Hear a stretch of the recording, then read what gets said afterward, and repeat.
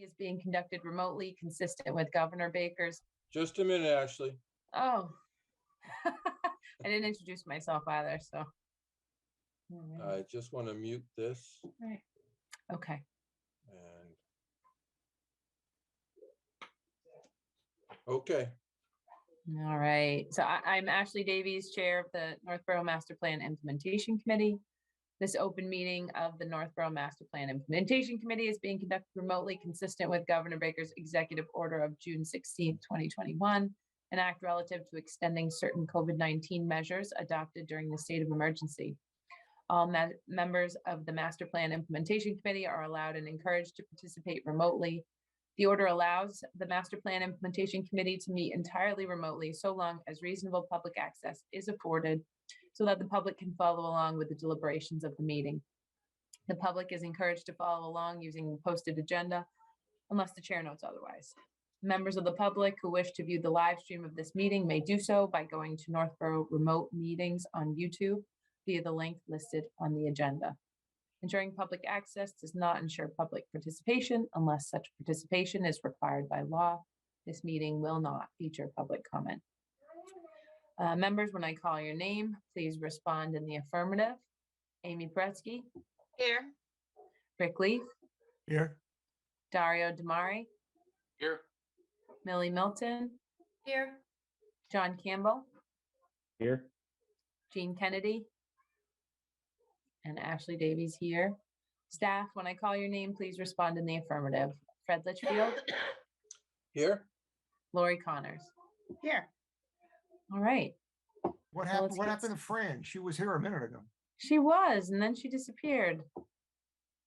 Hopefully she'll get back in. She's Yeah. coming. She jumped out for a second, but she's joining Okay. back in. There you go. Oh, Okay. great. Fran, you with us? You're muted. She's on mute. Because you may be having some connectivity issues. No, it looks like she'll get back in. So today we're going to start off the agenda by welcoming Laurie Connors, our new town planner. Laurie, we're happy to have you here. And I've had the pleasure of getting to talk to Laurie a few times now and learn about some of the great work she did in Millbury with their downtown planning and revitalization work. So Laurie, do you want to introduce yourself and talk a little bit about your experience with what we're kind of dealing with and any thoughts on our plan to move forward? Sure. So I'm happy to be with you all this evening. My first day in the town of Northborough was last Monday, so I'm just getting my feet wet and trying to figure out about your regulations and where you stand on all the various planning initiatives. So I was very excited to hear about your downtown initiative. Millbury, I worked for the town of Millbury for 16 years, so also a long timer there. And we were on a similar track. So we completed our master plan in 2019. And just a couple of years prior to that, we had done our visioning exercise for downtown revitalization. So one of the driving forces for that was we had a little pocket park in our downtown that was very dilapidated. And we were also suffering from a number of empty storefronts.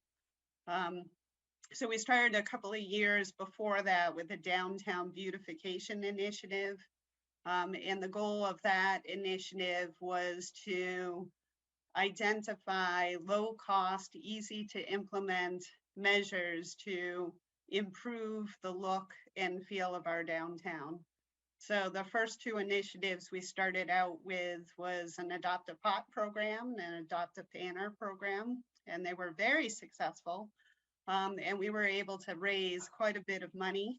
And then we wanted to expand that effort. So we were able to get a technical assistance grant, which enabled us to hire a consultant team that consisted of the Central Mass Regional Planning Commission, the Blackstone River Coalition, Mass Audubon, And then we had Weston and Sampson as our consulting engineer, and gosh, another engineering group that has just left my brain, so I can't think of the name. I'm sure it'll come to me in a minute. And so we did a series of 4 visioning sessions, which really one of the goals is that we really wanted to have green in our downtown. And by we, I mean my little group of ladies. There were 4 of us, and the DPW director wanted to think of ways that we could get trees into our downtown and could also beautify our commons. So that little pocket park and our town common. So that's kind of the launching pad. And so low impact development, which is kind of like using nature to control drainage, was a really big aspect of our visioning process. So at the end of those 4 visioning sessions, we had a plan. So it was kind of a similar effort to what you're going through now, where we defined our downtown and then we came up with a plan that pretty much covered the entire downtown with improvements. So then we took that and identified a phase 1 scope. And we got some grant money and we used some municipal funds, and we hired Weston and Sampson to do a design. That ended up costing about $150,000 to do the phase 1 design. And then I was able to secure 5 different grants, which totaled about 1.5 million for the construction of phase 1. So the total construction cost was $2.3 million. So a good portion of that was paid for with grants. So we completed that phase 1 construction about a year ago. And then we started doing the design for phase 2. And thankfully for phase 2, I was able to get mostly paid for with grant funds. There was a little bit of matching money that the town had to put in. And we were able to secure almost 1.9 million in grant money using 4 different grants for phase 2 construction. Just got the bids last week. Unfortunately, they came in over budget. So now they're trying to figure out whether they need to adjust down the scope of the construction project or put in some town money to pay for that. So I have quite a bit of experience with downtown revitalization. So the good news is that you can learn from some of the things that went really well in Millbury, as well as the things that could have gone better and I learned from. So I'm excited to help you folks through this process and certainly learn from you about what your priorities are and what you hope to accomplish with this downtown revitalization. Awesome. Thank you so much. And and I know you have great maps that you've shown us, and it was just really interesting just for everyone else. When I saw Laurie's maps from Millbury, it was really striking some of the things that they had done that really echo what we are hoping to see in our downtown. So I think it's really exciting to have her on board and helping us through this process. That being said, I think at this point we were going to get a little bit of an update on where we're at with moving forward on our downtown master plan and the RFP. I don't know, Laurie, if you had any updates on that since John isn't here. Did you know where we're at in that process? Yeah, so John had given me the VHB memorandum so that it encompassed the scope of work, and he asked me to review it and asked me if I had any comments. And I did speak with you. The only suggestion that I had is that I noticed that this only included 2 visioning sessions. And my recommendation, as you know, as I explained, we had 4 visioning sessions. And I do think that 4 visioning sessions were too many. But I thought that 2 visioning sessions are probably too few. Because in our experience, there was quite a few changes that came out of our second meeting with our consulting team. So the first meeting was pretty much, we were just kind of brainstorming ideas, and we were coloring on maps and identifying linkages and, where improvements had to be made. I'm sorry, I have some very affectionate pets that keep coming up to me and distracting me. So I'm not sure if you notice. Oh. So hopefully my dog won't start barking, but they're pretty much all over me all the time. So bear with it. It's great. But anyway, so the second meeting, the consultant team presented their ideas for what they thought made sense for the downtown. And then we kind of broke those ideas apart and suggested changes.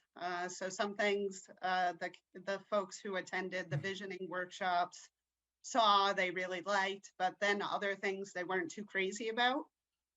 So the third session enabled the consultant team to come back after the feedback was given by the attendees of the visioning session.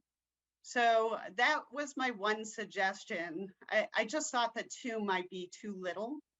And another suggestion that I have is to really involve the property owners and the business owners within your focus area, because they're really important for the buy-in. So of course, this will take care of the public realm, but then their responsibility is taking care of the private realm.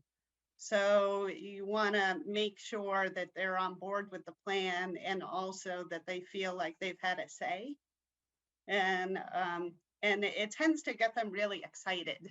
So the positive in the Millbury scenario is that over the course of the last 2 years, a number of the property owners and the business owners have made some really great facade improvements.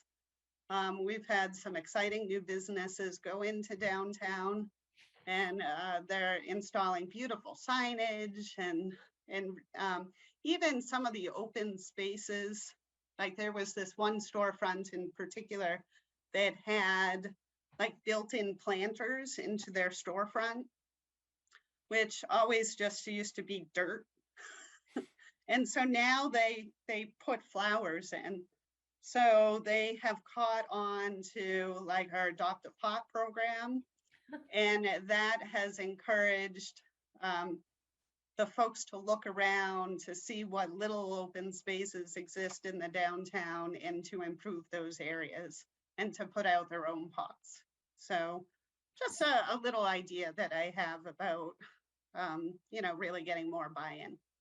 Yeah, that's great. And I don't think we need to give any more approval on that scope of work. I think you just make that change and move forward once the appropriation is approved for that. But I had a question about the visioning sessions. So are the visioning sessions just a general open to the public sort of thing, or is that something that you really send invitations to people for those? So it's a smaller group. I just wasn't sure how that. It was a combination. So Okay. What we did for our visioning exercise is that we targeted our downtown business owners and our downtown businesses with flyers that were like specific for them. So we either went door to door, like I like to do that with the business owners. So I go and I introduce myself and I hand them the flyer and I personally invite them to the visioning session. So that tends to be really effective when they see a face. And then there was the other outreach. So of course, there are your typical movers and shakers that attend everything. So, I would send it to the Board of Selectmen, the planning board, pretty much everybody who is here that is represented on other committees, the Historical Commission. So all of those folks, I put an ad in the newspaper, I put in an ad on the cable access, something on the website. So wherever you can advertise, because you want as many people as possible. And after you do all of that, you'll be lucky if you get 40 people in the room. So it's a lot of work, but at least you can say, well, hey, I invited you to participate. And whether they choose not to participate or to participate, that's up to them. But at least nobody can say that they weren't invited. Okay, that's helpful to understand. And then, okay, so that makes sense. So you get public input on the first one, as many people as you can hopefully see there. You hope that same group of people attends the second to see what came of it, what came of all of their input. And then you have a third where you can adopt the additional feedback you got on the second. Right, exactly. Okay. So the third Okay. is like the final presentation. So this is the vision. Okay. And, Great. if you do the 3 sessions, then you also have time to talk about some of the material features. Like we had talked about seating, and we talked about like crosswalk design and pavers and, landscaping ideas. We actually have an archway. One of the problems that we have in Millbury is that we have a municipal parking lot. Nobody knows where it is because it's not well signed. And so we ended up putting this giant archway that says municipal parking. So it's like this black metal feature, and then it has gold lettering. Nobody can miss this. So now everybody knows, oh, okay, that's the entrance to the municipal parking lot. So what was really important to us is we wanted more people to use the municipal parking lot so that they would walk to the businesses. And while they were walking to the business that they wanted to go to, they would visit other businesses on the way. Okay. Yeah, Amy had mentioned today that the selectmen were getting some calls about fencing for the new Assabet Park. And, this is obviously not lining up with that in terms of time frame, but that would be probably a time to talk about, something like that, fencing styles and things like that. Okay. Exactly. So that just so the visioning boards fed into our design for the phase 1. So what we did is we took this piece out of the phase 1, out of the visioning exercise, and I use that for the grant applications to help pay for the design. So they need like a concept in order for you to be able to secure a design grant. So I don't know if the goal here is to use like CPA money or ARPA funds or whatever. But it is hard to get that initial grant. So you need something solid to show them. And they also like to see that you have involved the public. An important aspect is to target the housing authority, because they want to see, because usually that's a population that isn't included in visioning exercises. So they want to see that the housing authority, the folks who live there have been able to contribute to the conversation.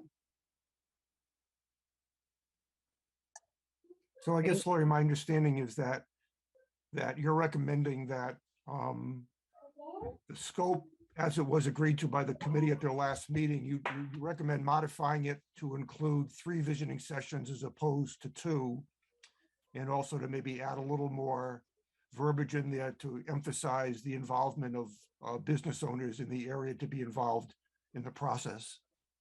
Yeah, I think the opportunity, like you don't necessarily have to expand this group to include business owners, but they should absolutely be targeted. So the visioning exercise should not be just this group. Right. So the visioning exercise should be with the general public. So you should get as many people to be part of that conversation as possible. And like I said, you could invite 200 people and only 40 will show up. Yeah. Yeah, I just want to make sure everybody on the committee is clear as to how the scope of work is going to change from what, we had approved at the last meeting. So I'm just confirming basically that we'll go from 2 visioning sessions to 3, and there'll be something additionally included in there, emphasizing the fact that we want to get community involvement, in certain points of the process. Right. Other than that, the statement of work will pretty much look as it came out of our last committee meeting. Yeah. And that'll be what'll go forward. It'll be worked into the RFP. So are there any comments or questions about that? Or if not, we can just assume Laurie can go ahead and make those changes on the way to getting the RFP ready to go out. Yeah, I'm Looks like- gonna, if I can, echo what Laurie said. It doesn't matter if it's a town or a city or a building or a company. When we do the visioning or programming is what we call it, we can go to the owners of a company and get everything they want, but we always really highly recommend we go to as far down the chain of command as you can to the people doing the actual work. Because 2 or 3 things happen there. Number one, they're not getting something stuffed down their throats. Number 2, you are allowing them to participate, whether you do what they want or not. We may have some gas stations downtown that want more, and we may have to say, I'm sorry, we're not going to put another one in, but at least you listen to them. But then what happens is it becomes our project, not yours or the boss's. And they really do embrace it, and you'd be amazed at how many good ideas they have, because they're the ones actually on the street or at the machine or at the computer doing the work. So that's kind of across the board, I think, the right way to do it. And I would never want to do it with just us, even though we're obviously smarter than anybody on the planet. But it just, that buy-in and that seeking of information from the end users and really our customers, because that's who we're serving is the town, the people that live here, is really important. I echo that because we've done it so many times, and you'd be amazed when the folks at the bottom level, the end users get buy-in. The success is amazing because they will help you not make mistakes. And my dad used to say, I'd rather have one person working with me than 3 people working for me. And I think that's what we're really looking to do here. So good job, Laurie. Oh, thank you. Mhm. Yeah, and the other interesting thing is, of course, they will identify, like, they're really important for identifying the problem areas that nobody else knows about. Like, they may say, hey, this in particular, this area of sidewalk is a huge slip hazard because the drainage is not functioning properly. And that actually happened with our phase 1 design. So the florist had identified that this area in between her building and the building next door, which had been covered in concrete years ago, was like a major drainage channel. And it was causing all sorts of problems because it was going across the sidewalk and then going diagonally across the street, straight into the Blackstone River, which is quite polluted. So we ended up creating this drainage solution and then diverting all that flow into a rain garden. So it was actually a really helpful comment that she made. So just an example of how that can work. Well, I guess you can go ahead and make those changes to the statement of work, and we'll look forward to it, getting rolled out eventually. All right. So I'll do that Awesome. this week and send it off, as soon as John authorizes me to do so. Yeah, great. All this talk, I really just want to get down to it. So, so exciting. All right. And just to, I think we talked about this today, and I just wanted to reiterate, was it clear that we will have to wait until after town meeting to put it out, or is it something that might go out prior to town meeting? We might just have, My understanding is the funding to pay the consultant has got to be approved at town meeting. So I think John said he would not send the RFP out until the town approved the funding to pay the consultant that would be hired. okay, so we have a few months still until it gets released. Okay. Just wanted to make sure everybody kind of knew that. Next on the agenda was an update on status of complete streets. I know, Laurie, you had driven around with Scott, kind of talking about that, but I don't think there was anything new or any updates on that, except that you've been through the program before, and you might be working with Scott to kind of on the next steps of public outreach and prioritization planning. Is that basically Yes. it? Yeah, so my experience in Millbury was that we created a Complete Streets Committee. And then we ended up getting a technical assistance grant. So that's part of the Complete Streets program. So they have grants available for you to hire consultants to help you with the process, which is certainly what I would recommend in this circumstance. So Central Mass Regional Planning is one of the consultants, but there are a whole host of them. And sure, in fact, I'm sure VHB is probably on the consultant list. And then the consultant provides you with a variety of different resources. So they do like a sidewalk analysis. So they identify the quality of all of the sidewalks that you have in town, where there are ramps that are non-compliant with ADA, where there are missing crosswalks, and where there are gaps in the sidewalk network. And they do the same with the bikeways. So they identify potential bike routes with the committee. So of course the committee, and I'm not exactly sure what's going to happen here, like with the committee. I don't know if the committee's already been formed or hasn't. So I'd have to talk more with Scott about that. And then there's also a public process. So once in Millbury, we had a list of about 40 different projects that we had identified as needs. And then it's up to the visioning process or the public process to identify the top priorities. And the Complete Streets program, so pretty much every community is guaranteed $400,000. So that could be used to fund one project, or it could be used to fund several projects. In Millbury, we funded 2 aspects of our downtown revitalization project, so phase 1, phase 2. And then you sit tight, because once they fund your projects, then you're kind of frozen. You're not allowed to get any more money for a certain period of time. It might be 3 years or it could be 5. I can't really remember. And then once you surpass that period of time, you are eligible for the competitive pool of funding. But pretty much we got into the Complete Streets program early on, and now there are so many communities participating, so they kind of put the kibosh on getting multiple grants. I was mentioning to Laurie that because we have a 5-year capital improvement plan in Northborough, that to the extent we can fund sidewalk improvement out of the money we can get in a Complete Streets program, that's one way to do it.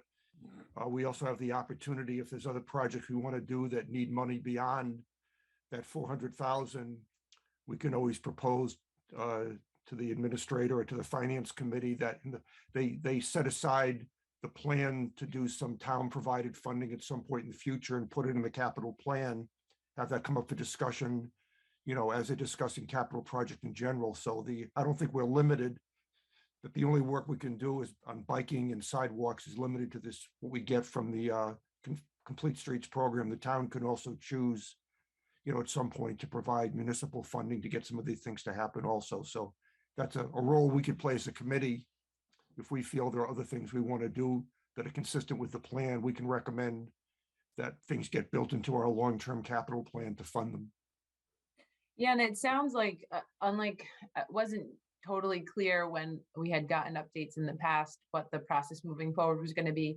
It sounds like, and obviously Scott will have to confirm this, but it sounds like it might, this whole public process and the prioritization and the analysis might line up really nicely with the downtown plan and the other sort of work that we're trying to push forward with the master plan implementation, bikeability, walkability throughout town. So I think it's pretty exciting. It's a very small chunk of change compared to all the things that, we have on our master plan in terms of goals for walkability and bikeability, but it's a start, and it's exciting that, there could be this cohesion between the Complete Streets work and what we're looking to do here. So I think it's exciting. So I absolutely think that when the Complete Streets public process comes forward, it's really important for the downtown project to appear in the top 4. So you might even want to split it up. So like I said, in Millbury, we have 4 phases. So we identified the individual phases. So, I think the phase 1 project, we weren't sure at that time which was going to be phase 1, phase 2, So the phase 1 project was like number 2 on the prioritization list. And the phase 2 project ended up being number 1 on the prioritization list. So that's really important. yeah, that's helpful. That's helpful to know. It's a good strategy. Okay. Well, great. Unless anybody else has comments or questions on the Complete Streets work, we can move on to the next item on the agenda, which was the discussion of the preliminary boundary for the downtown plan. So, sorry, it's a little loud here. So I know that we had discussed that the boundary will be finalized when sorry, it'll be finalized when we actually get down to work on the downtown plan. But we had said might be helpful and kind of help move things along if we had a general sense of what the boundary would look like before the consultants come on board. So that's kind of what we wanted to talk about tonight. And a couple of you have already sent in your ideas for what you think could be a preliminary boundary. I can show one of the items that Dario worked on.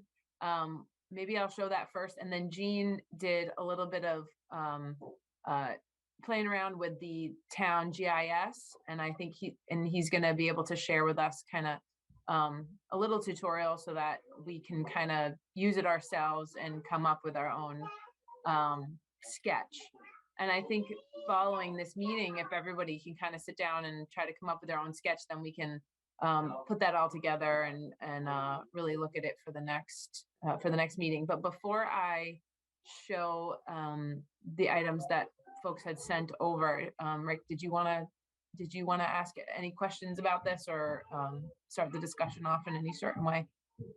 Yeah, I was talking to Ashley and Laurie about this a little bit. One thing I'd like to just bring up, not that I have any preconceived notion about it, but it'd be helpful just to see where we stand on it, is the thought that this walkable, nice new downtown area might be somewhere else in town than where we currently have downtown.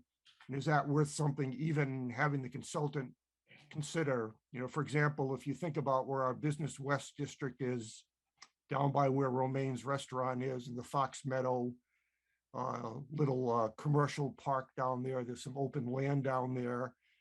You know, by thinking about having some sort of a walkable, nice business district set up in a place like that, it gets to the point where it's Route 20 is already headed south down towards Route 9.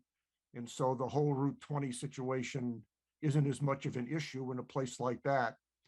So it's just in my mind theoretical, but I just like to get some feedback whether anybody feels when we start talking to the consultant that we want to analyze the possibility of locating this solution someplace other than what we consider the downtown, or whether people think that's really kind of out on the lunatic fringe and it's not really something that has any sense in reality. But I just want to get that on the table tonight before we start, you know, talking about this in any more detail. So I'd be interested in people's feedback about that position.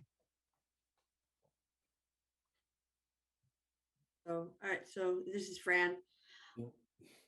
I don't think I'd want to take anything off the table because I'm not a planner, I'm not an architect, and I would love to hear what people like Gene Kennedy or Dario understand what it takes, right? Before I would even know whether that was a crazy idea or not.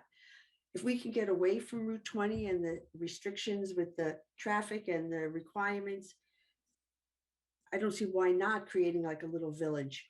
But I mean, I think I would have to defer to the more professional people before I could form a real opinion on whether that's a wild idea or not. Other input? I guess, oh, go ahead, Amy. Oh, no, you can go first, Dario.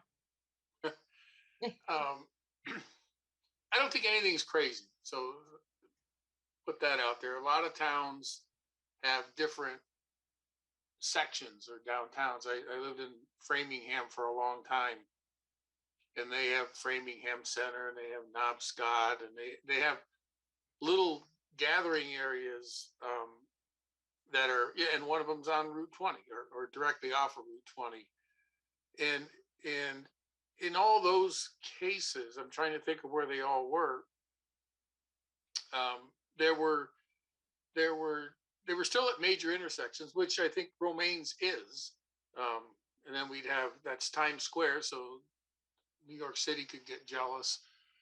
But one of the things on the master plan implementation plan itself that kind of drove me to where I had gone was looking at all the things that we wanted to focus on or tie into the community. And in a weird way, I think out by Romaines would be less expensive. I think it would be easier to do because it's not as congested as downtown, but it pretty much abandons our history. And if all the things that we were talking about, geez, this is where the town was formed, these are all the historical buildings, these are all the cool little parks, and then we leave that and put all our focus somewhere else, and it really is west of town, which may or may not benefit the people west of town. If you're going to Wegmans, I think that's wonderful, but it's a tough thing to do without like thinking that you might abandon our real roots. And it's okay if our real roots aren't worth pursuing. If it's just too hard to do what we want to do downtown, I would look at that as a plan B, but not necessarily a plan A, because everything I've read in the master plan wants to celebrate our history. And most of our history is obviously in the older part of town, which is all of these buildings and the aqueduct and the Assabet River and Assabet Park and, you know, the Common. Everything was more towards the center of town, for a better choice of words. So it's not crazy at all, Rick, in my opinion, because there's a lot of practical reasons why it makes sense. But that's really up to the rest of you folks. And I think the town, that's where I think Laurie's comment of, hey, town, would you like our new Main Street or focal point or downtown to be out there? And that's a temperature I've not taken with anybody. And, you know, I think to Millie's point, I don't think anything should be off the table, but there's real important things to consider if you want to move that, because you do have the competition and you do, I think, abandon a lot of our history. I think too, sorry, Amy, I just wanted to mention real quick, this master plan came out of what the public wanted to see, right? We did a lot of surveying. We took the public's pulse. The residents of Northborough wanted to see a downtown revitalization. What did they consider the downtown? I wouldn't think that they considered Times Square the downtown. They want to see the current downtown improved, not a new downtown created. That's sort of my sense of what the feedback was that we got from the public. And I'm not sure it's our place to say, well, we're just going to create a new one and, forget it. Forget, what you wanted to see. But that's my opinion. Sorry. And actually, Amy. I think that makes sense, because that's the part I don't know. If this all came from everybody and nobody said put it there, you can come up with practical reasons, but you're really not listening. Then you asked everybody in a company, what color do you want the building? They all said blue and you made it purple. And then they're going to say, why the hell did you ask us? Well, this was cheaper. And they're like, I don't care if it's cheaper. We hate it. We quit. We're going home. Yeah. That's I the trouble think you get into, I think. And because you said it, I didn't realize this was all a million interviews, but if people are saying this is what we want, I think listing would probably be the better choice. Yeah, there was never any official boundary for what downtown is, no definition, and I think that's what we're kind of trying to figure out right now.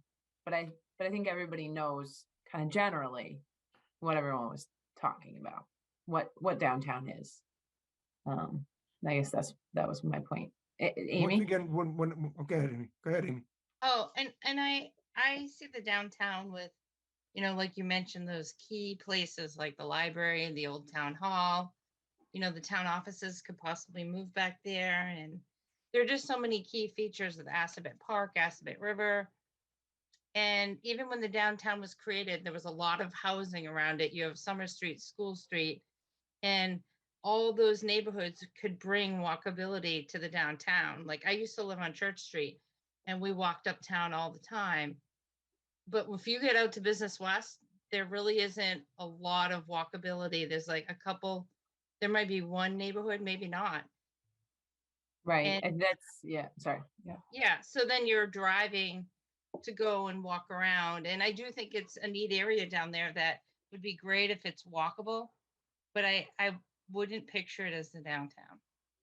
Yeah, and I think a lot of what we hear is that there needs to be people for a downtown to be successful. There needs to be housing, and we have that built in where a downtown is already.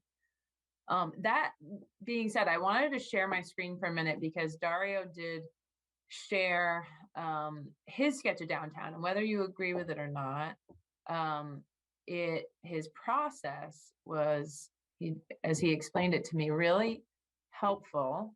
And allowed me to think of this in a bit different way. Or can everybody see that? Let's see if I can zoom in a little bit. So kind of what Dario did was he went through the town generally and circled key areas, conservation areas, areas of interest, historic spots, schools, etc., and kind of use that to help him focus and figure out what he thought the downtown boundary would be. And it's a very interesting shape. And I think when we talked, Dario, you said, well, those tentacles are kind of an extension, but the core is the core. But I thought that was really helpful in kind of trying to figure out where this boundary should be. Don't start with the boundary, start with determining the items and the areas that you really think are core to our town and what should be included. So I just wanted to share that.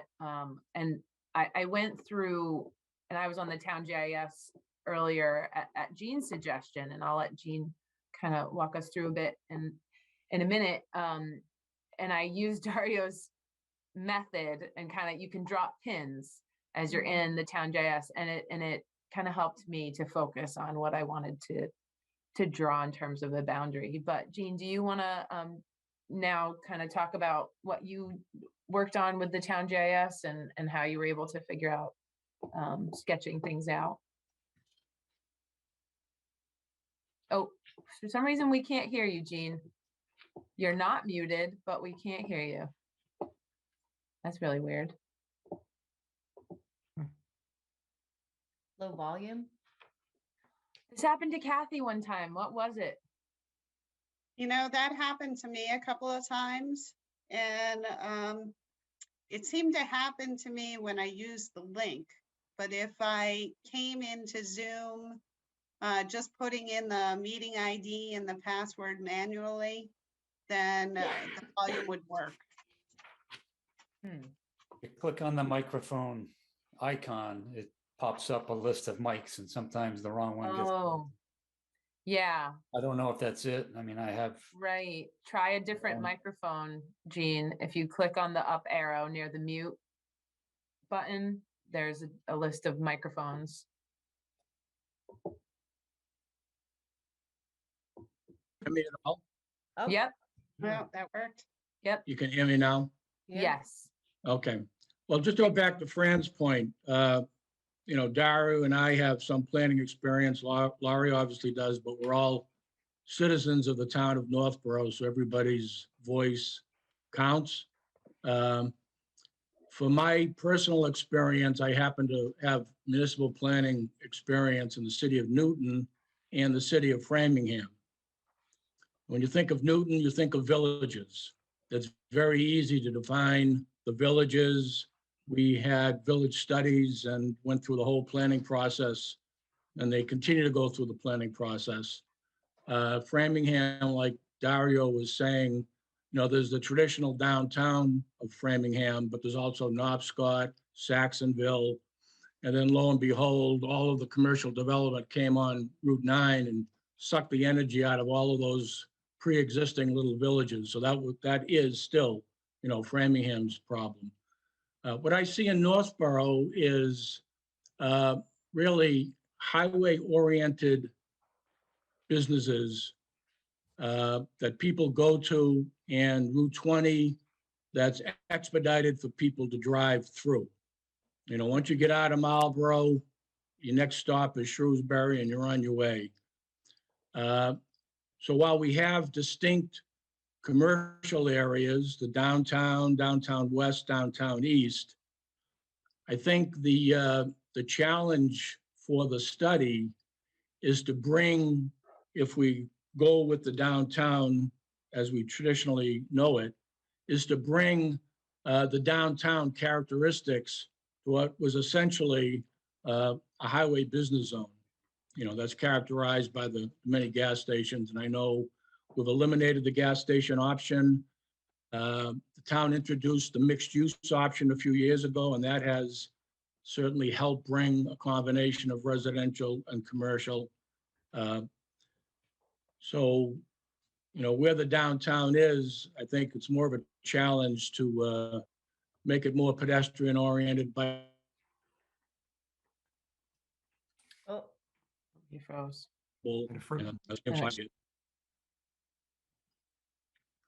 Okay. Yeah, you're back. Yeah. You All right, so froze I just for 1 second. will, it's also saying I have an unstable wireless access, so that I think may be part of the problem. Mhm. So in following up from the last meeting, if you recall, near the end of it, Scott mentioned the town has a GIS system. And it's something that is worth looking at. I took some time last week to take a look and see what the functions are. I got a sense of it. I shared that information with Ashley and Rick, and they thought maybe if I went through a brief introduction of the GIS system, it would be helpful. The point is that since we are really a planning committee, mapping and mapping systems are really one of the primary ways planners convey information, data, analysis. So the more familiar we are as a group with mapping, I think the more helpful it'll be as we try to proceed. I will try to share my screen now with GIS system and take a few minutes to step through what we currently have.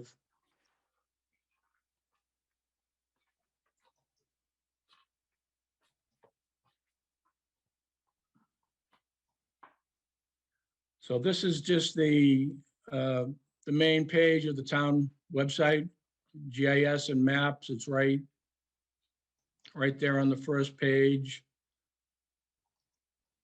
Base map.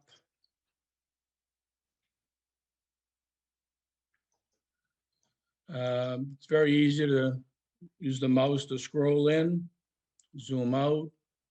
There's also zoom in and zoom out buttons in the top left.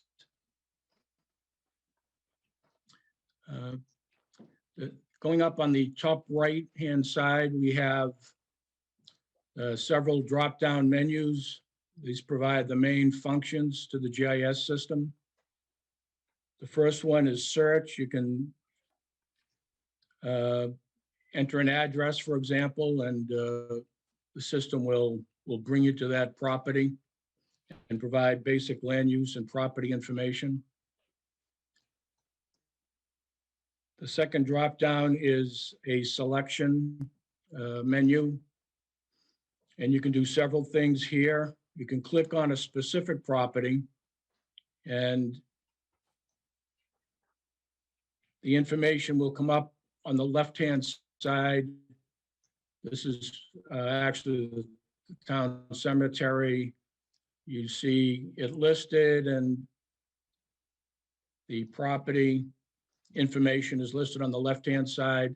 If you want to eliminate that and select something else, over in the right pane, there is a more option and you can clear the selection.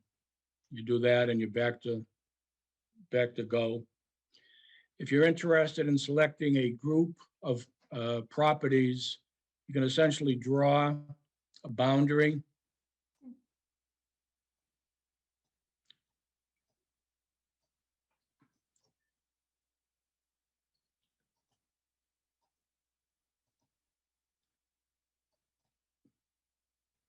If you want something like this, it would then bring up that particular group of properties. And then on the right-hand side, you have the property addresses. And you can also download that selected group of properties to an Excel file. And what you would be downloading is essentially the assessing information for each property, ownership, land area, zoning, items such as that. You can clear. And then one of the key features to a GIS system is to be able to provide different layers or themes of data and lay that over the base map. So depending on what your interests are, you can compile various combinations of information. You can color code them and prepare a map that suits your purposes. On the right-hand side, you see the various themes that are available. It's interesting because earlier in the week, I thought there were more than just the 2020 aerial photo. I thought there were some historical aerial documents there as well, but I don't see them now. You've got topography, open space, land use, recreation, even down the floodplain information, and then even voting information. So for example, if you were interested in open space, you would just open the open space theme and it would present itself on the base layer that you are working with. The open space theme shows a legend of various information. And then you can't quite see it, but there's a transparency bar that allows you to change the density of the colors that are shown on the map. So if you want to see what's underlaying the open space parcels, You can go all the way to the left, that essentially deletes. And then you can shade it as you proceed, to fit your purpose. And then as with any GIS, you can shut that off, put on another GIS system, another layer. All with the base map information still presenting itself. Going back to the series of drop-down menus, there's a markup menu. And this is probably the menu that Dario used to draw his otherworldly downtown boundary system. But essentially, you have a series of drawing tools. You also have a measuring option where you can measure distances. In terms of the tools themselves, there's a text tool, so you can essentially enter, you can enter text. So I want to go back and delete all this.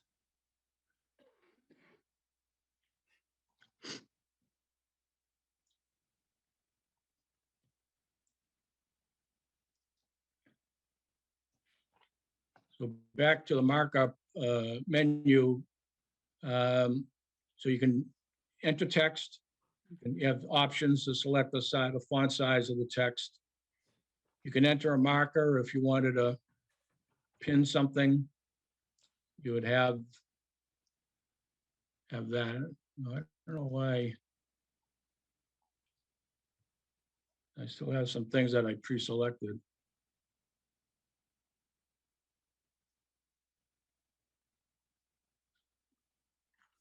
You can draw a line.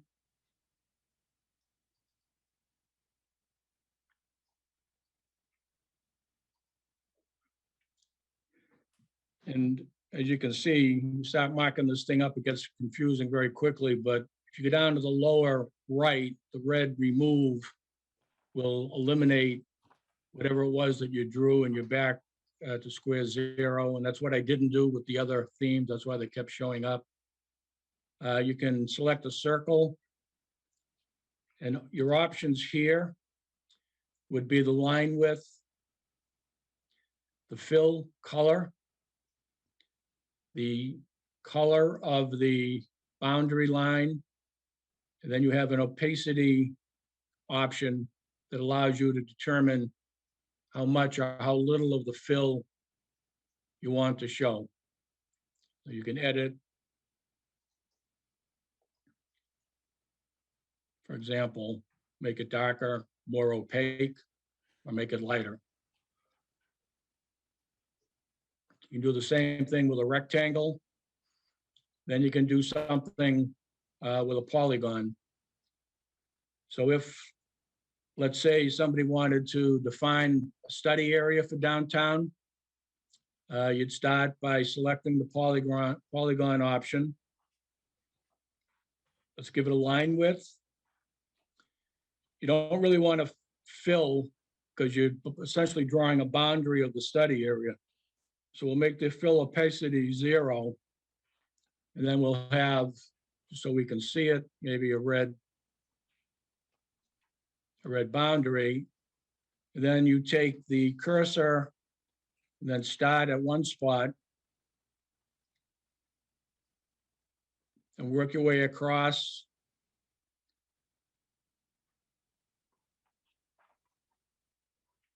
Maybe down to the Assabet River, over to Summer Street. Maybe you come down to South Street, up, come across Gale, back over to Route 20. Cold Harbor Brook perhaps is the boundary of the downtown study area. You'd work your way around and back to the starting point. So there's your study area. Then you could go back to text. Change the font size.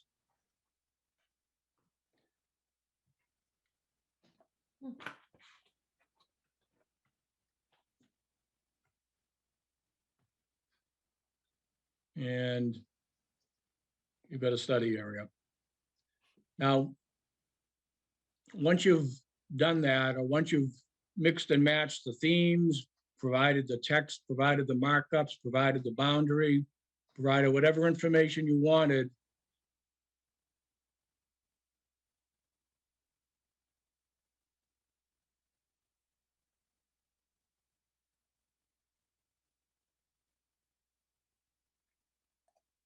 Oh no, he froze. He He froze. froze just as he was finishing up.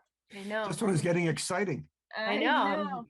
I'm assuming he was gonna talk about printing. can you see Or, that? Yeah, Oh, we hear sorry, you. Gene, you just froze for a minute. So Okay. you were, we saw you finish up the study area and then you were gonna say something.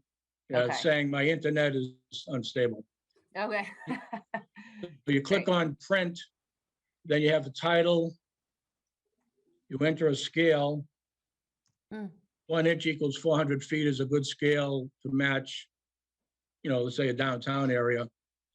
And as you can see, you create either a standard 8.5 by 11 PDF file, or you can create a larger 11 by 17 PDF file.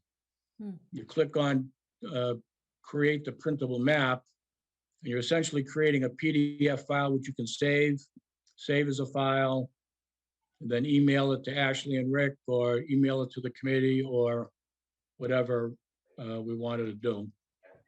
No, I zoomed way in. I wonder why. See, the 400 scale didn't really Oh, okay. quite work out as well. Yeah, that's gotta be 1,000 scale. So it's got to be different. We get Okay. the idea though. But Yeah, that's this essentially the is- idea for the mapping. Mm-hmm.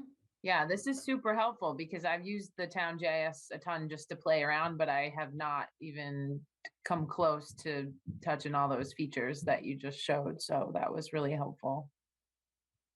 And I think I don't know what other people feel, but if everyone wants to kind of sketch out their sense of the downtown and send it over to us, then we can kind of compile them, share them with the whole group, and we can discuss them and try to see if there's overlap and consensus that we can all come to prior to finalizing with the consultants. But I think having these maps is great. I know John Campbell has already sent me one, and Dario sent his wild one, which is very exciting to see.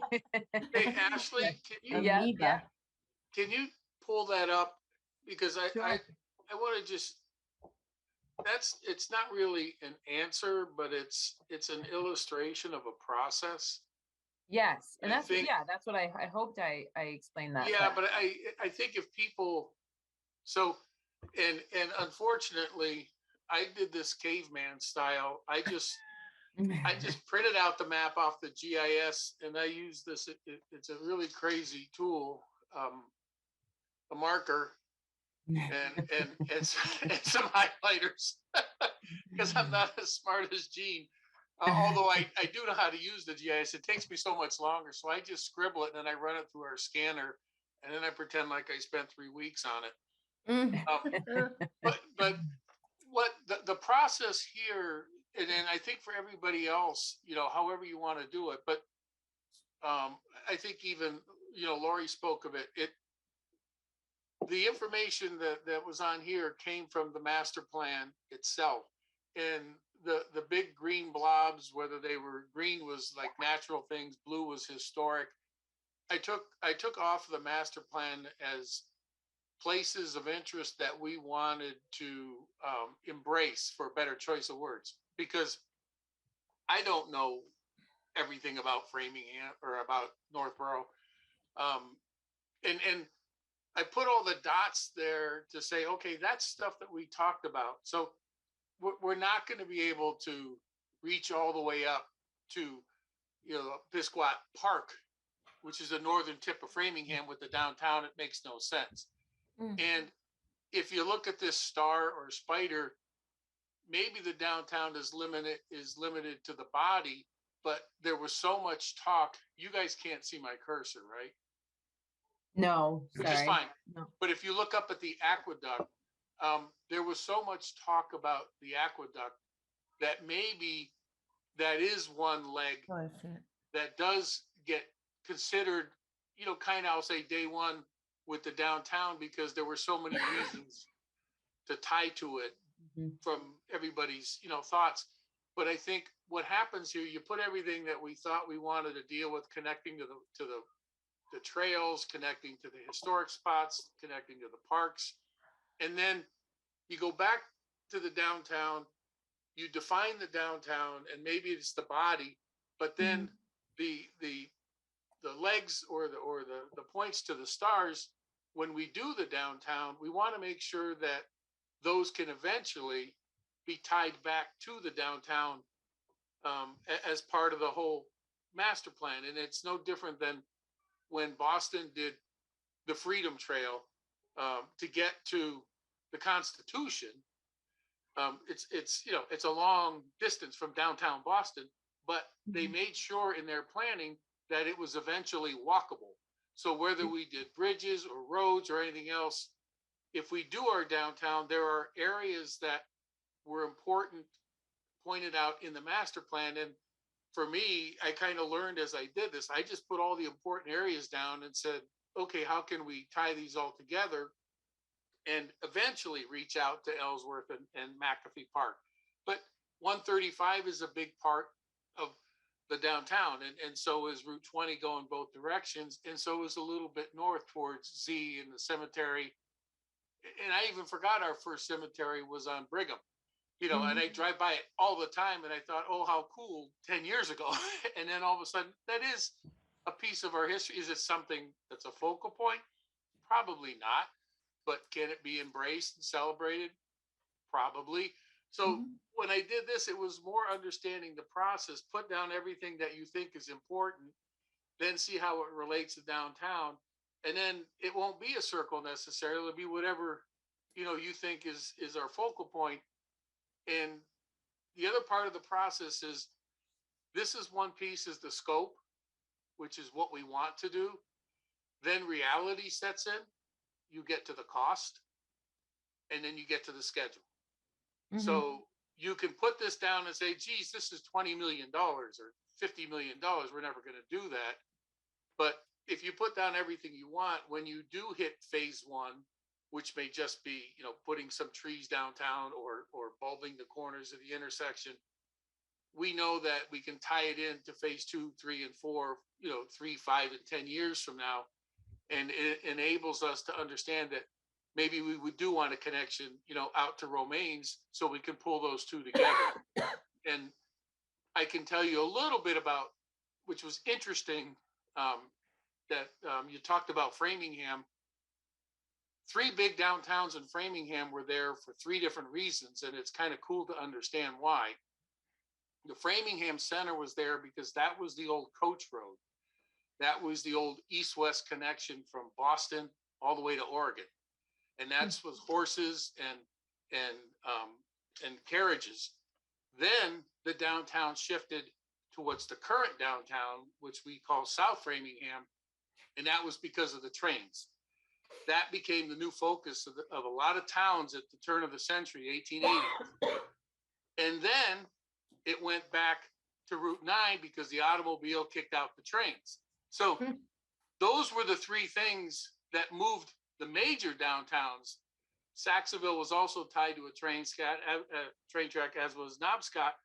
But our downtown had the train, the wagon trail, and the cars still remaining in the same spot. Those tracks never changed. So ours didn't move as much, and therefore all of our old buildings kind of hung out in the same area through the evolution of our history, where Framingham's moved like every 100 years. As technology changed, the downtown moved with it, which is kind of an interesting thing if you look at how things move, and villages are created and abandoned because of, in that case, technology.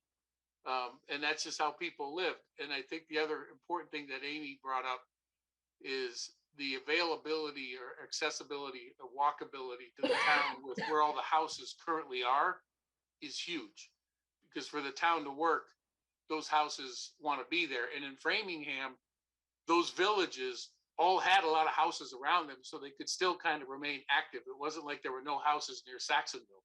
it was completely surrounded, you know, and Mhm. it's interesting how you can support a couple villages or areas in a town, but that one developed, you know, over 100 years when, you know, you had no choice but to live in Framingham Center, because it was the only wagon trail going to that area. So anyway, this is not an answer, it's more a process, but it's kind of me just squirting out everything that I saw in the master plan, trying to say, hey, folks, and it doesn't have to be super professional. You could just draw a green circle. And if you're smart enough to use the GIS, that's just loaded with information and technology, that just makes it that much easier.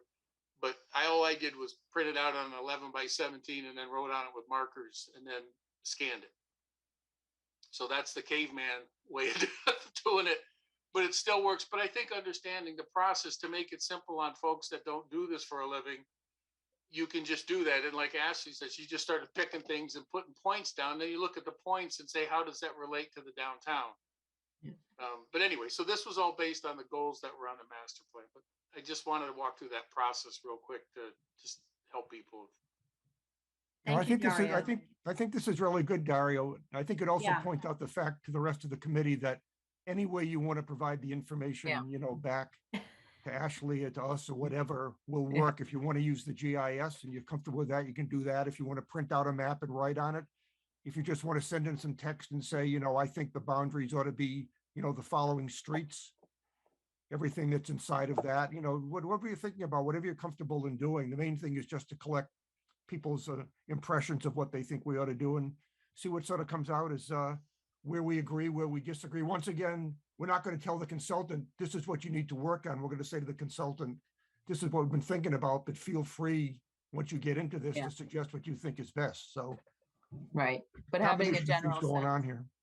Yeah, and that's what I was just gonna say too, Rick. Yeah, well, however you want to get the information over, do you want it to be a simple outline drawn on a paper, a simple outline drawn on JS? Do you want to include some pinpoints of things that you think are key and should be included? Do you want to include some labels? Do you want to include some phasing? I mean, I think just getting your opinion of what you think should be the downtown boundary, how you think we should try to focus things will be really helpful. And then we can compile it all. And when we next come together, we can kind of try to distill it and come up with one idea to move forward with. So yeah, Amy? I was just wondering, like, since Dario and Jean and John Campbell did theirs, if they send it out to everybody, I'm just thinking about myself. If I read those three, I might see one and say, well, I like what John Campbell did or what, Yeah. you know, and then I won't have to draw it myself. Not that I'm trying to be lazy, but I hate to, you Yeah. know, reinvent the wheel. If I see a plan and I think, oh, that looks great, I would do the No. same thing. Yeah, I'd be happy to send those around if you guys are okay with that, and as a prompt and some as suggestions for others, so that they can do their homework before the next meeting. Yeah, I think that would be good. Jean? Well, mine was more just an example of how to draw a study boundary. I didn't really put much thought into the actual boundary itself. I will do that for the Okay. next meeting, but don't take that as, Okay. you know, my last will and testament. Okay. Yeah. The other thing I Ashley, liked just about for- I Dario's, just- I'm Oh, sorry. Fran? I Fran's just been want to trying say, to talk. that's right, just because I'm more of a process person, I'm doing homework and sharing information. Just remember, we're a public body and we have to be careful about violating open meeting. So Mhm. I don't know that sharing everyone so that you can then use that to influence your opinion is a violation or not. I just, Okay. I think you may want to check before we start sharing behind the scenes. And I Okay. don't mean that in a bad way. Yeah, I think if it's only 2, we might be okay, but I'll double check. I'll double check on that. Okay. I think as long as we don't deliberate, definitely over email. Like, I Mhm. think you can send out meeting materials. You just can't deliberate them as a board via email. Mhm. Yeah, agree, comment on or anything like that. Right. right. They'll just be Mhm. examples. Yep. I was Jean going to Kay? comment, The Oh. problem number is a quorum. So if you just want to share amongst a couple of you, but it's also the decision making that's the problem. So you can't be talking amongst yourselves and saying, hey, well, we're going to vote on this. Mhm. Yeah, okay. So I Rick was and going then. to and then comment Jean. on Dario's plan. I liked the tentacles because my view is that we've got two different topics from the master plan we've extracted here as being important. One is this downtown, which we're working on, and the other is this whole idea of transportation, improving sidewalks, bikeability, and the downtown certainly adds to that. But I think it'd be important that as we go through this, if we're defining like Dario did, connectivity to other parts of town that the plan said was important, that sort of comes out and gets factored into the thinking that's going on in complete streets. So as this priority list is being developed, some of these things get factored into the priority list. They may rise higher up or they may not. But as the priority list is being done, you know, we can be providing input out of part of this plan to say, as Dario mentioned, you know, connectivity down to the aqueduct from the center of town is really important. And even though the aqueduct may not be in the downtown boundary, you know, that the Complete Streets program ought to be seriously considering how we get connectivity from the downtown to the aqueduct or other places. So I like the tentacles can do that. So also don't hesitate in your own way to talk about tentacles if you think there are some that, you know, we ought to be considering along with the downtown. Sure. That's exactly what it made me think of, you know, there's a core and then maybe label in a different way these connectivity areas that I think are really important. Jean Cahill, I know you've been waiting to talk. Yeah, I was very stimulated about thinking about the west of town and the east of town, and you know what the village concept might be leading us to, what the future is going to bring for the unexpected ways that cities and towns develop, and just thinking about that and thinking about we lose opportunities, I think, with our kind of routine development. And maybe part of the master plan implementation process is really kind of seeing what we could have done differently and then applying it to the next round of development. So if the area of the west side does develop, what are the best practices and kind of things that we can build into it to ensure the walkability and connectivities and all those good values kind of develop around that new town center. So rather than building that or planning for that, more like anticipating what really would make a future development work really well. I mean, I like where Dario's office is. I like the way that strip complex was done because they've included just some really nice elements. There is stone wall, there's really nice plantings, there's a whole lot of parking, but it just has a nice feel to it in the way that I think, we just might be able to kind of help influence the future of, what those elements are that we would like to see and how they make us feel and how they function.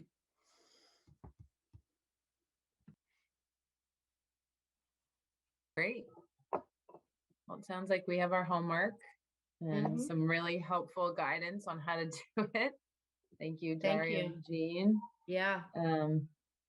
So unless others have any comments or questions or suggestions, we can just move on to consideration of the minutes from February. Dario?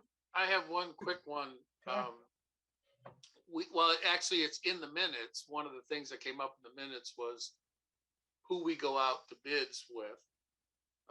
I've worked with VHB and they're good, but Laurie had mentioned Weston Sampson. We're actually currently working with them now. They may be another vendor. I'm just throwing it out there. If Laurie was happy with them, if she wasn't, then maybe we don't. But that's another firm that we could make sure they got copied on, just because it's what they do. But I would ask Laurie if it was a good experience with them or not, because it's just someone that we know would be credible, and if she serves as a reference, that's all the better as far as I'm concerned. Yeah, I think if Laurie, if you have any suggested consultants or anybody else that has worked with groups that you think are good, then we should definitely ask for the RFQ to be sent out to them. Yes, so the main contact that I worked with on phase 1 at Weston and Sampson was a man named Michael Moonen. He's a landscape architect who I understand was involved with the design of the common in Northborough. He actually left and went to a new firm called BL Companies, and I followed him to the for the phase 2 project. So we wanted the continuity of design. So we went with BL Companies, and I am equally satisfied with his work since he moved to BL Companies. So I would absolutely recommend both Weston and Sampson and BL Companies. So I think it would be great to send them the proposal and see what they can do for us. Yeah, I think that's great to get more people with the RFPs, especially if someone's got experience with them. It doesn't mean they get it, but at least, you know, it's someone that you say, oh, good, let's make sure they at least look at it. Hopefully they'll propose. People are very busy right now, which is probably, Laurie, why your project went over budget between the supply chain and everything else. It's not necessarily anybody's fault. It's kind of the real world. I think make one more comment about how I started this whole discussion tonight. My feeling is when you get a group of people together to talk about something, the more you can sort of expand the scope of what you're going to talk about and raise some issues that may have little practicality, but cause some discussion to happen. Sometimes things pop out that you don't expect, kind of thing. So I had no ulterior motive in mind for suggesting we think about Business West or anywhere else in town, except to say we're at the beginning of the process. And in my mind, kind of anything goes. And also to get some clarity as to, you know, what we're going to be with a consultant. So you may see me do this from time to time again. It's only that I think sometimes you get some things out of discussions if you kind of open up the box a little bit more. So that's all I had in mind when I suggested that. Yeah, no, I'll probably continue to do that. that's great, Rick. And yeah, I mean, it's about what you feel and what you think is the best for the town. And if there was, you know, more than half of us that came back with the outline that was Times Square, then, you know, maybe maybe we, you know, change our focus. So yeah, it's always good to think out of the box and keep your options open. And so. Well, the other thing too is, let's say we focus on the traditional downtown and we come up with some ideas and some concepts. That doesn't mean that they're not transferable to other parts Right. of the town. I mean, we are victims of a highway system that predates all of us, Route 20 being a primary east-west highway. And that is sort of counter to any downtown. All you have to do is go to Marlborough to see what they did. They had to do a bypass of Route 20 to maintain their downtown. So whatever we come up with in terms of increasing walkability, increasing the number of people, the ambience, the architectural and landscaping improvements, if they're good for one downtown, they're good for downtown west, downtown east, or however we want to apply it. So that's another way of looking at the tentacles in the sense that, you know, we're going to focus on a certain area, but we have other aspects of town that we are interested in improving. Yeah, I think that gets back to what Gene Cahill was saying, you know, let's learn from this. Let's create a model that, you know, if suddenly Business West becomes really developed in 10 years, then let's do it right and learn from what we're doing here. So I think one more thing I would suggest, I'm sure people do this, but the last couple of days, I've just gone downtown and just walked around. yeah. You know, I just sort of stumbled on some things I'd forgotten about, whatever. So I think as well as getting a map and drawing lines on it, to the extent we could all get down there and spend some time and sort of wander around, that would also be helpful. Yeah. That's a big deal, Rick. I went down by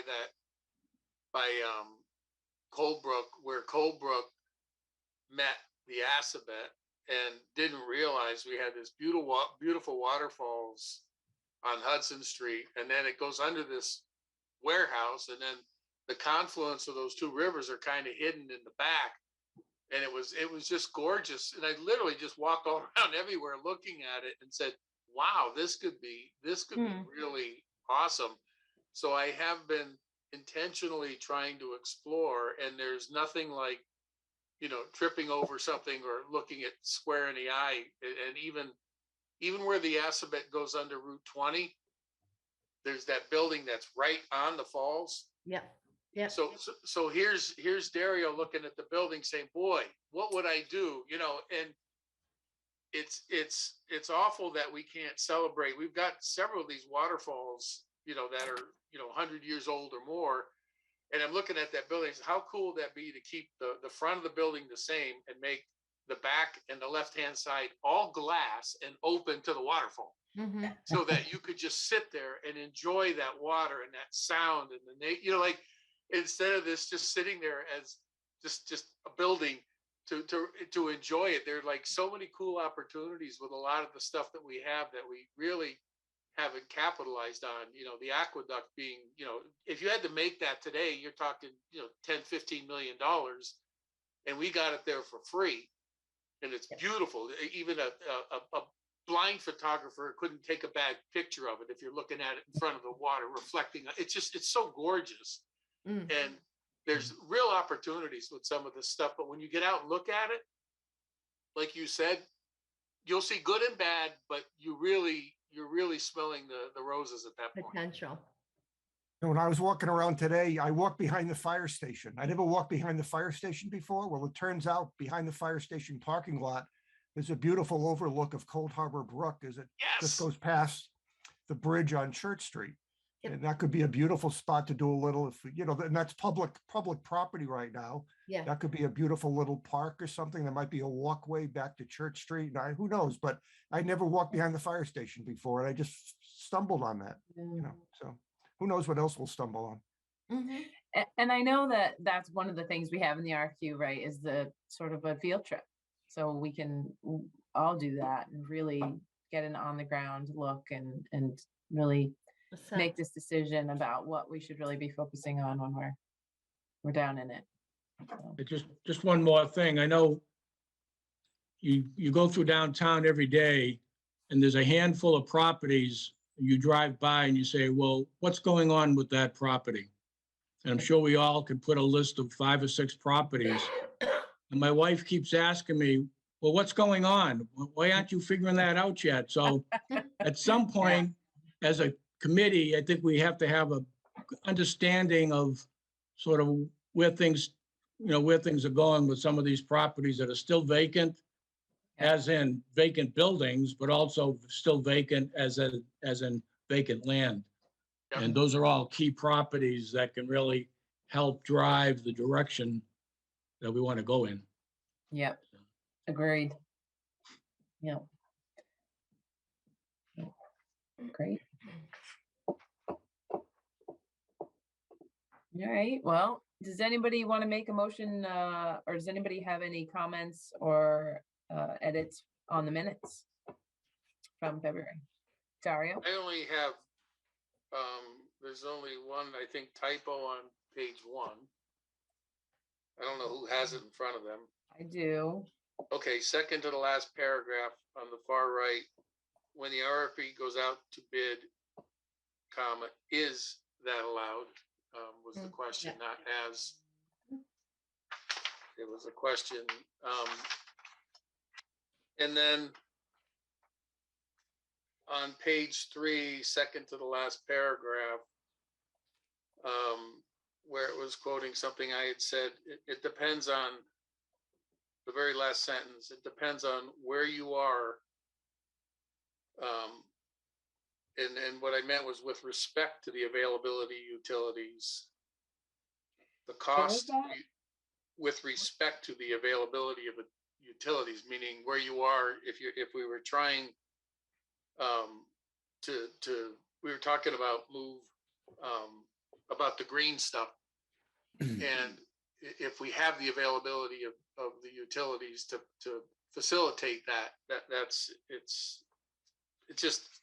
it would read, it depends on where you are with Actually, respect to the I don't availability. know where you are, Dario. it's actually I'm sorry. page 4. It's actually page 4. Page 4. Above local planning assistance, CMRPC, the paragraph before that. Starts off, Mr. DeMar said. Yep. It doesn't Okay. work. Okay, so at the bottom, Yeah, it says, it depends on where you are. And should read with respect to the availability of utilities. why can't I find this? It Site doesn't say plan. with respect to, I'm adding in with respect to. Page 3. Yeah, it's Page page the last 3 paragraph. on my version. Oh, it's on 4 on mine, sorry. Oh, God. It's I'm not seeing it, but you see where it says local planning assistance? Yep. it depends The on where you paragraph are. before that. Got it, found it. Depends on where you are. Okay, it depends on where you are with respect to the availability of utilities, the cost of utilities, and the utility source. And that part was missing. Okay, Because we don't want a utility source that's burning oil. We'd rather have something, the source that supports it, that's a green source. right, all right. that makes That's my whole point on that. That's all. sense. Okay, That's all I have. all So right. that's what you said? Yeah. Okay. All right. Got it. Anyone else? I just thought that it might help, and again, my paging might be different, but it's on mine, there, some clarification might be, it's on mine on page 3. So, it's a Mr. Campbell said this committee, where can I? Okay, found it. Yeah, page 3. Mr. And I Campbell think said- it's helpful to clarify which committee, because in the 2 to 3 paragraphs above, they're talking about the, whether it's a housing authority or it's talking about a couple of different committees, organizations, or, I just thought it might be helpful to clarify that the intention was Okay. the master plan implementation committee. Okay, And You then could it just says replace, yeah, okay. that they can move forward, that they can, the end of that sentence, there should be they can move forward on our own. okay, yeah, Kind of a disconnect on yeah. just All right. small Is it things. good? That was it. Mhm. Thank you. Yeah. Okay.